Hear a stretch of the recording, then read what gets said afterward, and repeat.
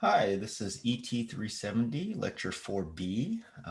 And so in this part, we're going to complete our first lecture on bipolar junction transistors, and we'll look at the four states, well, really only the three states that we care about. Cutoff, saturation, forward active. And so cutoff is going to be when this transistor switches off. Saturation is when it's going to be fully on, and forward active, somewhere in the middle, it's like what we call the linear region. And then we'll introduce it for both NPN and PNP.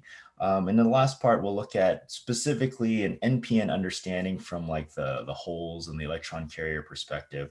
And lastly, we'll do a circuit sim. We'll just check out a circuit sim and see that the stuff kind of makes sense visually. All right. So here are the four states. I know this is a lot of information here, but there's going to be saturation, which is fully on, fully off, reverse active, which we will ignore, and then forward active, which is the linear kind of in between. But let's just look here first at a simple symbol for the NPN. Remember, NPN not pointing in. If I look at the arrow, I don't have the arrow pointing into the device. Good.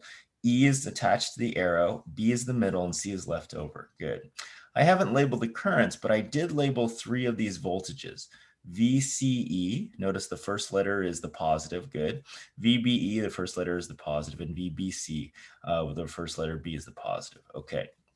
In this quadrant, or this graph here, I have put VBE, which is this voltage, on the x-axis. So think of VBE as like the signal voltage, okay?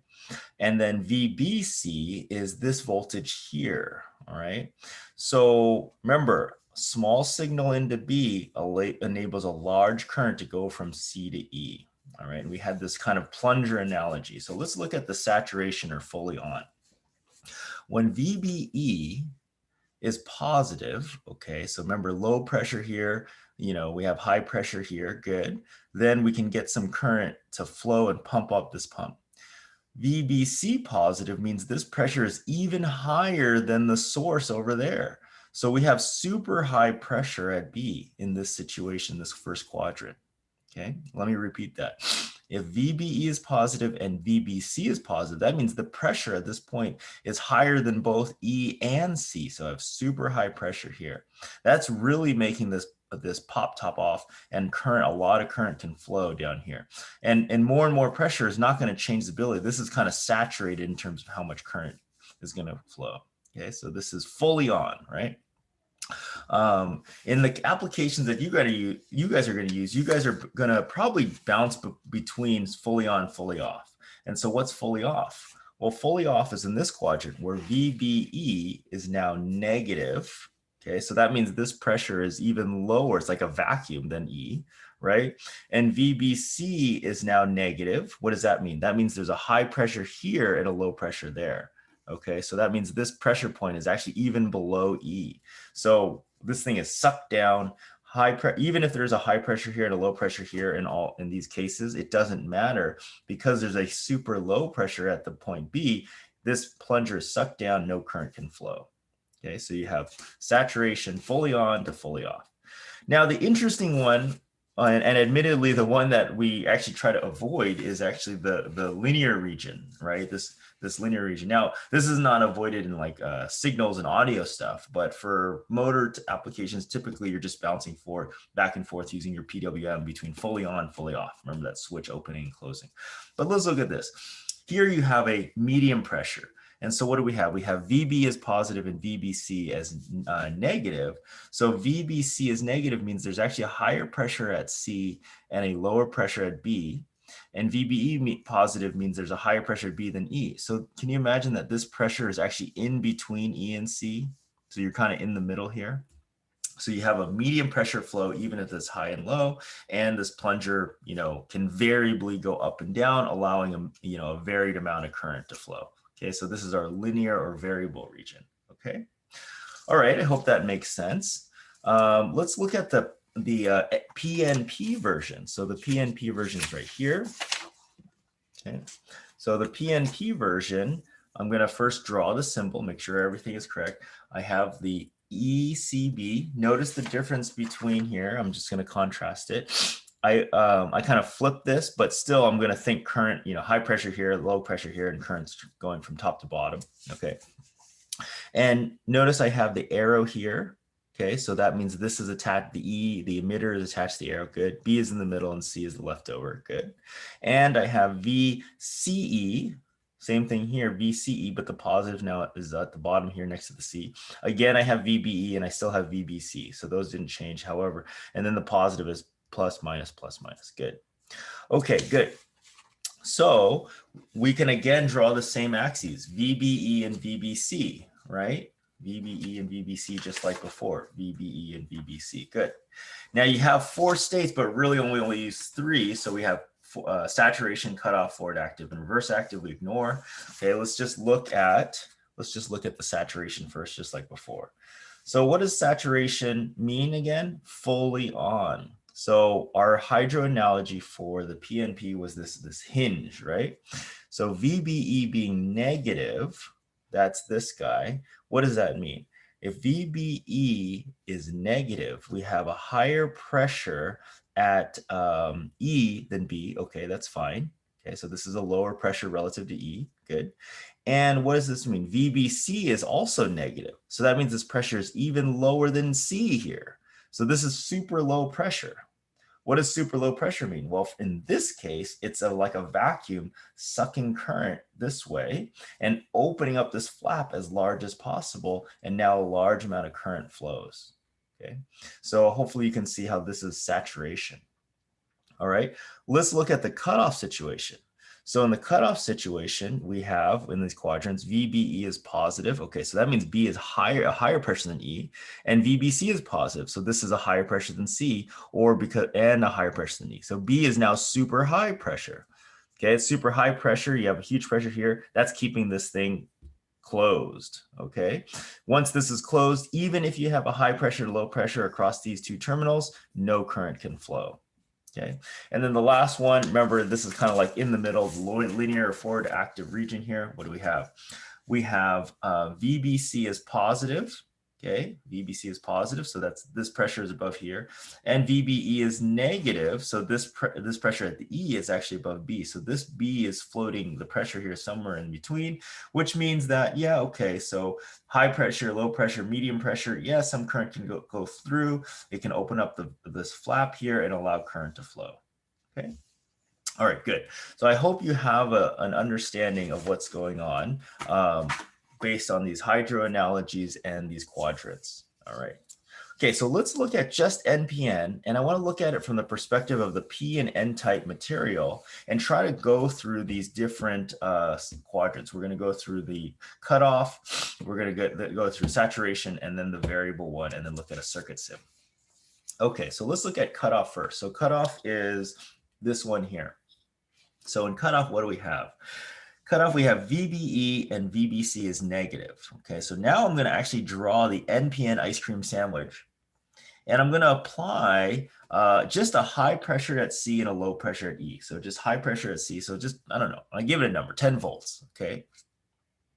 So if I have a super low pressure, that would be equivalent to putting something like a negative 5 volt source from B to E. Does that make sense? This is like a super low pressure point. Now, if this is a super low pressure point, you could think of these as PN junctions with, how do I say, reverse bias, okay? All right, so look at this pressure. This pressure at this P junction is lower than N and this N, right? Okay, so these are all in reverse bias here, okay? If you have 2 reverse bias diodes, you have 2 depletion regions, okay? And the way you could see, of course, the voltage VBE is negative, VBC is negative, good. And if you have these 2 depletion regions, we know no current flows, right? Okay. And we could prove to ourselves, by the way, that VBC is negative by doing a KVL loop, right? So if this is VBC, we could say -5, right? Let's see, where are we at? Well, sorry, negative a -5 plus VBC plus 10 volts. Equals 0, right? And so we would get VBC is -15 or negative, right? And then VBE, it's easy to see by KVL, this is straight up negative. And so because of those large depletion regions, we can have a situation where no current flows. This is cutoff. Okay, so I hope this matches our hydro analogy and our quadrants here. Let's look at the saturation. So saturation is going to be this upper corner, all right? So what do we have? So in saturation, I want you to think that this VBE and VBC are going to be positive, which means you have two diodes in forward bias, which is no depletion regions. And remember, once these are with no depletion regions, this is just happily allowing current to flow. It's very conductive, right? Okay. And so what's a situation where that would hold? You have this 10 volts here, and then imagine putting this at 11, right? Dialing this up to 11. Okay. So if this is 11, can you see how by KVL, VBC is going to be 1 volt positive, right? Because this is 11 volts, this is 10 volts, so you get 1 volt. And then here, directly by KVL, this is 11 volts. So you have two back-to-back diodes where they're both in forward bias, no depletion regions, current can easily flow from the collector to the emitter, okay? Okay, the last one is the forward active. It's somewhere in the middle. This is the most complicated, but it's actually very interesting. Let's see what's going on. Again, let's put a 10 volt source here. And now we have a situation where we put VBE somewhere in the middle, right? So we have our PN junction here, right? So it's somewhere in between 0 and 10 volts. Okay. Now, if this is 1 volt, you can see by KVL that this is going to have a depletion region. This one's in reverse bias here, this BC one, right? See, VBC is negative, right? And we can see it's going to be by KVL negative 9 volts. Yeah, I think we get that. Now, this one here has no depletion region. This is in forward bias, VBE, right? Forward bias, right? Because you have 1 volt across it, positive. So what does that mean? How is variable flow created? Because it looks like if I have a depletion region here, even if it's just one of them, I'm blocked, right? No current can flow. Okay, well, let's kind of inspect this a little bit closer. So let's zoom in on this situation here. NPN, 1 volt from here to here, okay? This is negative, reverse bias. This is positive. This is in forward bias. This is PN junction, okay? All right, what do we have? We have a high pressure here and a low pressure here. Good. And let's imagine we're a little electron. We're here, okay? Now, don't forget, electron flow going up is the same as conventional current flow going down. And so this little electron has 3 options, right? And what are those 3 options? So this enters here. Okay, since the BE junction here is in forward bias, the electron can go in here and leave the B terminal. Whee, no problem. That's just like a diode, right? A diode in forward bias, if you recall. Okay, so that should be easily understood. Okay, there are some holes here. So the electron could just go and stop here at one of these holes, right? Okay, so that's totally valid. So those should be easy to just go, okay, I believe that. Now the third one, this is the cool part. The third one says if you have basically this depletion region, but it's very thin, the idea is it acts like a speed bump, if you will. Okay, so those manufacturers designed it very thin. If you get enough energy that pulls this electron forward, right? It will be able to pass through this depletion region. So think of this as super thin, just like just go boop, and it slows it down and it goes faster and slower based on how much current is being pulled here, right? So if you're pulling a lot of current this way, you're giving all these electrons, enough energy to keep going, if that makes sense. It's kind of like, hey, let's go this way, psych. And these guys can't quite make that left turn and get pulled this way, but they're pulled across the speed bump. And if the speed bump is smaller and bigger, they'll either go slower or faster. Okay. So that's the way I kind of like to think about it. Now, I'm not an expert in all the semiconductor technology and all this, but that's the way my small brain understands it. So I hope this helps. Okay. All right. Now, like I said, admittedly for the forward active, I think we actually would rather it operate in just cutoff and saturation, but I do think this is kind of just cool for our understanding. Okay. Let's look at the circuit sim. And here's the setup. I drew a practical situation of how you'd actually wire up an NPN. So this is NPN. And how can we tell it's NPN? Not pointing in. Okay. And let's imagine I have a voltage source. So this could be a typical application for you guys. You have a motor, you want to spin the motor, you have your Arduino, right? VA, let's say. You have some current limiting base resistor, and you have your load, and you have some source 12 volts, 24 volts, and you have your little NPN here. And I would want to drive this signal here with my small little Arduino. So a small current is going to go through from base to emitter, but then a large current is going to be able to flow from the source through the motor, through the transistor back to the source. Okay, both of these are going to be connected at ground. All right, but big current here, small current here. This could be used PWM, right? And then we'd all be good. Okay, so let's go switch over the circuit sim and see this in action and see if we can cycle through cutoff, we can cycle through saturation and forward active. Okay, so I'm going to share screen here and we're going to go to screen 2.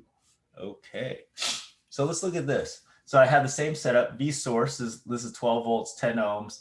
I have my VC here, VCE, VBC, and VBE. And I have my base voltage. Imagine this is the Arduino, a little current limiting resistor here. And then this is representing my motor. Okay. All right. And this transistor is like a switch, right? So let's just run this and see what we get. So right now we have current flowing. I have 2.9 volts here. So that's kind of like in the middle. And notice current, a large amount of current flows from the top to the bottom here. And a little bit of current, only 6.5 milliamps, flows out of my Arduino. Okay, so this motor would be spinning happily along, and we are in the forward active. You look down here when I highlight the transistor, you can see forward active. Okay, so this is kind of in the middle.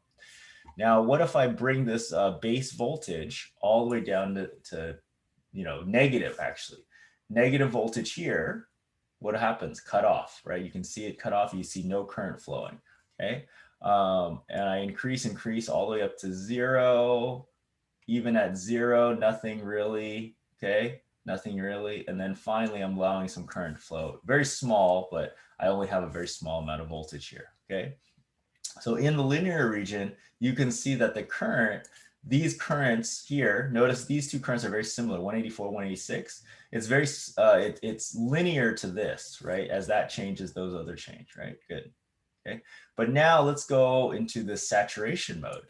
Okay, so look here, I have 4.3 volts here. Actually, I'm forward active, sorry. Let me go a little bit more.